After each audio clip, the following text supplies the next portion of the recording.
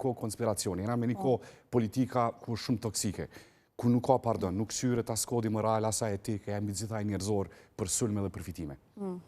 Po, është shumë e vërtet.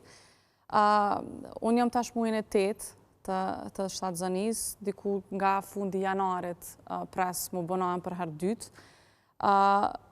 Po, mungesa e me ka qenë platform e cila fatkeqësisht është shfrytzu prej njerëzve të ndryshëm edhe faqeve të ndryshme propagandistike sidomos për me lëshu lloj-lloj diskutimesh në raport me mu deri në kreativitet pa kuptimt.